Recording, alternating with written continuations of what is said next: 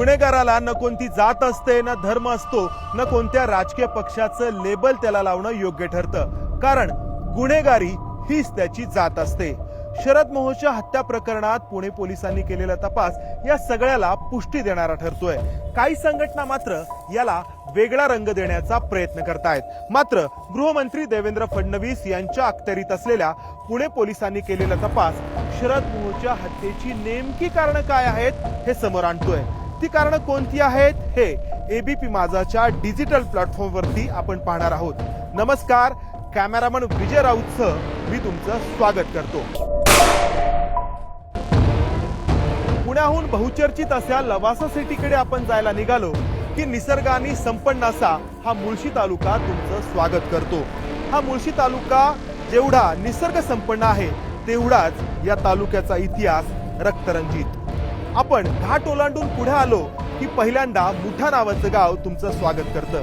हे गाव शरद मोहोळचं आणि या गावापासून अवघ्या 9 किलोमीटर अंतरावरती असलेलं उरेळ नावाचं गाव आहे ते शरद मोहोळच्या हत्येतील आरोपी असलेल्या विठ्ठल शेलारचं.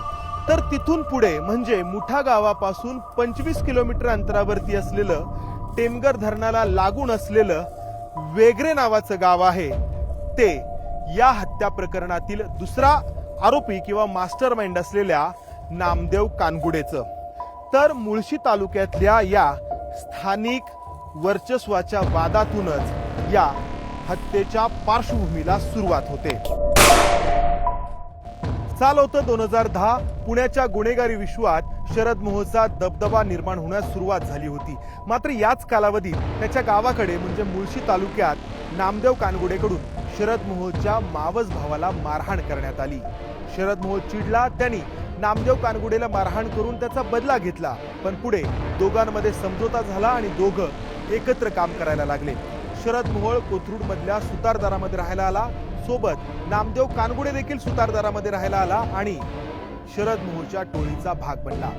शरद मोहोळचं प्रस्थ वाढीस लागलं. खास करून 2011 साली पुण्यातील एरोडा कारागृहामध्ये कतील सिद्दीकीची शरद मोहोळकडून हत्या झाल्यानंतर शरद मोहोळची एक वेगळी प्रतिमा रंगवण्याचा प्रयत्न झाला. मात्र नामदेव कानगुडे नेहमीप्रमाणेच त्याच्यासोबत काम करत राहिला. मात्र मागील वर्षी म्हणजे 2023 साली जेव्हा या नामदेव कानगुडेची वहिनी त्याच्या वेगरे या गावामध्ये ग्रामपंचायत निवडणुकीसाठी निवडणुकीला उभी राहिली तेव्हा नामदेव कानगुडेने शरद मोहोळकडे मदतीची मागणी केली. मात्र शरद मोहोळने ही मागणी फेटाळली आणि त्यातून नामदेव कानगुडे नाराज झाला. तो शरद मोहोळच्या घरातून त्याला नमस्कार न करता बाहेर पडला. मात्र यामुळे शरद मोहोळचा अहंकार दुखावला गेला आणि घराच्या बाहेर पडलेल्या नामदेव कानगुडेला शरद मोहोळनी बोलावणं धाडलं. नामदेव कानगुडे पुन्हा त्याच्या घरामध्ये पोहोचला. तिथे शरद मोहोळनी आणखी अपमानित केलं नामदेव कानगुडेला. एखाद्या सिनेमामध्ये शोभावा, अगदी फिट बसावा असा हा प्रसंग आणि या अपमानामुळे नामदेव कानगुडेच्या डोळ्यामध्ये पाणी आलं आणि तो रडत शरद मोहोळच्या घरातून बाहेर पडला आणि त्याच्या गाडीमध्ये जाऊन बसला. हे सगळं पाहिलं ते नामदेव कानगुडेचा भाचा असलेल्या 20 वर्षांच्या साहिल पोळेकरनी आणि त्यांनी आपल्या मामाच्या या अपमानाचा बदला घ्यायचं ठरवलं आणि तिथेच शरद मोहोळच्या हत्येची बीजं रोवली गेली. शरद मोहोळच्या टोळीच्या आतमध्ये ही धुसफूस सुरू आहे. जी लोक, जी माणसं शरद मोहोळ सोबत गेल्या अनेक वर्षांपासून काम करतायत तीच शरद मोहोळ पासून अशा प्रकारे दुरावत चालली आहेत. याचा अंदाज शरद मोहोळच्या विरोधात असलेल्या टोळ्यांना याला वेळ लागला नाही आणि शरद मोहोळ आणि नामदेव कानगुडे यांच्यातील हा बेबनाव किंवा यांच्यामध्ये होत असलेली ही ताटातूट शरद मोहोळच्या विरोधी टोळ्यांनी नेमकी हेरली आणि पुढचं पाऊल उचललं गेलं. नामदेव कानगुडेची शरद मोहोळ बद्दलची ही नाराजी हेरली ती विठ्ठल शेलारनी. विठ्ठल शेलार आणि शरद मोहोळ यांच्यातील धुसफूस गेल्या काही वर्षांमध्ये वाढीस लागली होती. खरं तर शरद मोहोळ भाजपशी संबंधित आणि हा विठ्ठल शेलार तर आधीपासून भारतीय जनता पक्षाचा पदाधिकारी. मात्र एकाच पक्षात असलेल्या या दोघांच्या टोळ्यांमधला संघर्ष गेल्या काही वर्षांपासून सतत धुमसत होता. हा विठ्ठल शेलार हत्या, हत्येचा प्रयत्न, खंडणी, अपहरण यासारख्या गंभीर गुन्ह्यांमधला आरोपी.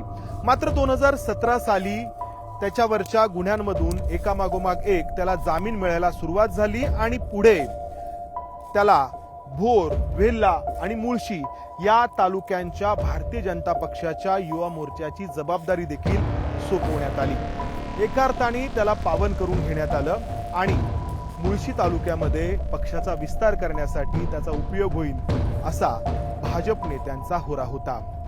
मात्र हे सगळं होत असताना 2021 साली शरद मोहोळ देखील तुरुंगातून बाहेर आला. त्याची पत्नी देखील भारतीय जनता पक्षाची पदाधिकारी बनली. पण त्यानंतर या शरद मोहोळनी या विठ्ठल शेलारचं कार्यक्षेत्र असलेल्या म्हणजे जिथं विठ्ठल शेलार त्याची गुन्हेगारी टोळी चालवायचा त्या हिंजवडी आणि हिंजवडी IT पार्कच्या परिसरामध्ये शिरकाव करण्याचा प्रयत्न केला. या गुन्हेगारी टोळ्यांचं कार्यक्षेत्र ठरलेलं असतंय. हे सगळं अलिखित असतंय किंवा कुठेही त्याची नोंद नसते. मात्र एकाने दुसऱ्याच्या हद्दीमध्ये किंवा दुसऱ्याच्या कार्यक्षेत्रामध्ये यायचं नाही असा अलिखित नियम असतो. हा नियम शरद मोहोळकडून मोडण्याचा प्रयत्न झाला असावा आणि त्यातून म्हणजे हिंजवडी मधल्या प्रकरणामध्ये शरद मोहोळनी शिरकाव करण्याचा प्रयत्न केला. जे कार्यक्षेत्र आधीपासून विठ्ठल शेलारकडे होतं त्यातून या दोघांमधल्या वादाला सुरुवात झाली. त्यातून ऑक्टोबर 2022 मध्ये शरद मोहोळच्या साथीदारांकडून या विठ्ठल शेलारला मारहाण करण्यात आली. पुणे मुंबई एक्सप्रेसवेच्या लगत असलेल्या सयाजी हॉटेलजवळ विठ्ठल शेलारच्या गाडीवरती हल्ला करण्यात आला आणि विठ्ठल शेलार तिथून अक्षरशः जीव वाचून पळाला. तेव्हापासून तो शरद मोहोळवरती नाराज होता, दुःख धरून होता आणि शरद मोहोळ कुठे तावडीत सापडतो का यावरती लक्ष ठेवून होता. आणि ही संधी नामदेव कानगुडेच्या रूपाने विठ्ठल शेलारला मिळाली. शरद मोहोळ असेल काय, विठ्ठल शेलार असेल काय किंवा गुन्हेगारी पार्श्वभूमी असलेली आणखी कोणी व्यक्ती, अशा व्यक्तींचं उदात्तीकरण आणि त्यांना राजकारणाची कवचकुंडलं बहाल करणं हे समाजासाठी नेहमीच घातक ठरतं.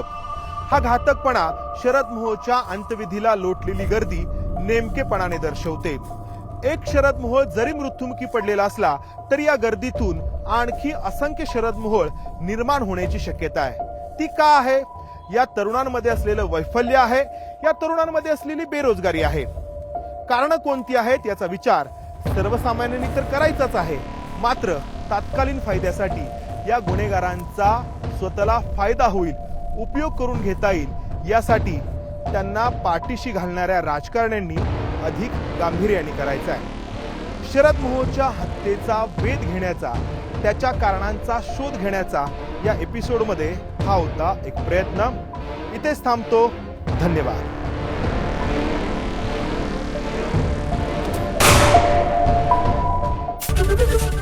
एबीपी माझा, उघडा डोळे बघा नीट.